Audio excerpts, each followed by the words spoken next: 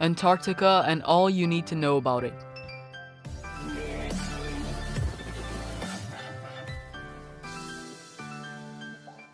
Hello everyone, welcome back to Omid Media. Before continuing, don't forget to subscribe, like, and share with your friends, and be sure to watch until the end. Enjoy. The history of Antarctica. Many nations were involved in the discovery and early exploration of Antarctica.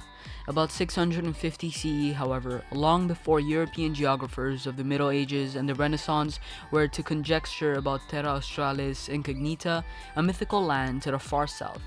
Rarotongan oral traditions tell us of an individual who sailed south of New Zealand to a frozen region. Tamarereti, a Polynesian explorer, also saw the icy south, according to oral traditions. European explorers first approached Antarctica in 1520, when Portuguese navigator and explorer Ferdinand Magellan rounded South America during his journey to circumnavigate the world. In the 18th century, British naval officer James Cook and others explored the sub-Antarctic region. Cook circumnavigated the globe in high southern latitudes between 1772 and 1775, proving that Terra Australis, if it existed at all, lay somewhere beyond the ice packs that he discovered between 60 and 70 degrees southwards. Who first saw the continent is controversial. Fabian Gottlieb, a Baltic German officer in the Imperial Russian Navy, Edward Bransfield, an officer in the Royal Navy, and Nathaniel Palmer, an American sealing captain, all may have sighted Antarctica in 1820. Fabian Gottlieb sighted a land-like mass of ice, possibly the shelf edge of continental ice, on January 27th. Bransfield caught sight of land on January 30th that the British later considered to be mainland part of the Antarctic Peninsula, and on November 18, Palmer unequivocally saw the mainland peninsula side of Orleans Street. Early geographic discoveries. Europeans started exploring Earth's far southern reaches in the late 18th century for two main reasons: commercial gain and charting cartographic and magnetic contours. While sealers charted some island and sea routes in the sub-Antarctic, they kept this information secret so as to not reveal their hunting location. Early sealers principally hailed from Britain and United States, but by the mid-19th century, South Africans, Australians, New Zealanders, and Frenchmen had joined them. These activities led to near extinction of the southern fur seal.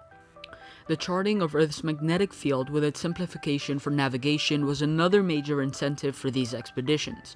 Together with nationalism, geomagnetic surveying was the main motivation behind, for example, the 1839-43 British expedition led by British explorer James Clark Ross, which discovered the Ross Sea, the Rice Ice Shelf, and the Victoria Land Coast. Jules Sebastien Caesar, French expedition of 1837-40, discovered Adelaide Land and later claimed it for France. Charles Wickes' U.S. naval expedition of 1838-42 explored a large section of the East Antarctic coast. The heroic age of Antarctic exploration.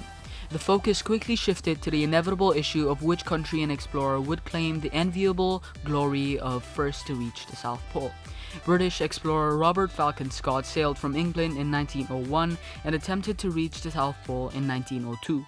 The harsh conditions proved to be impossible to beat, and the team had to retreat. Anglo-Irishman Ernest Henry Shackleton had been a part of Scott's expedition and barely survived. He was, however, determined to try again. In 1908, he pioneered the route up to the polar plateau and came within 180 kilometers of the pole before being forced to return. The race to the finish line.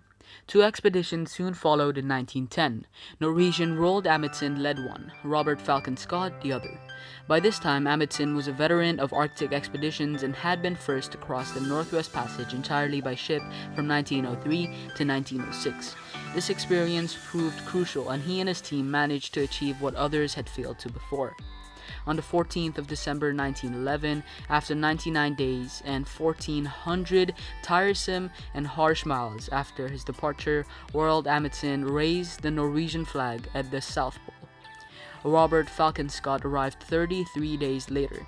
His agony is recorded in this diary. "The worst has happened. All the daydreams must go. Great God, this is an awful place." Tragically, neither he nor his companions made it back alive. Powers for peace. In the years to come, several countries claimed rights in Antarctica, and negotiations between Britain, Australia, New Zealand, France, Norway, Chile, Argentina, and the US began in 1948. Finally, to prevent conflict in the region, 12 countries signed the Antarctic Treaty in 1959. Now that we've talked about the history of Antarctica, let us talk about Antarctica itself. Antarctica is the world's highest, driest, windiest, coldest, and iciest continent. Antarctica is about 5.5 million square miles, or 14.2 million square kilometers in size, and thick ice covers about 98% of the land. The continent is divided into East Antarctica and West Antarctica. East Antarctica, which is largely composed of high ice-covered plateau, and West Antarctica, which is largely an ice sheet covering an archipelago of mountainous islands. The continental ice sheet contains approximately 7 million cubic miles, about 29 million cubic kilometers of ice, representing about 90% of the world's ice and 80% of its freshwater. Its average thickness is about 5,900 feet or 1,800 meters.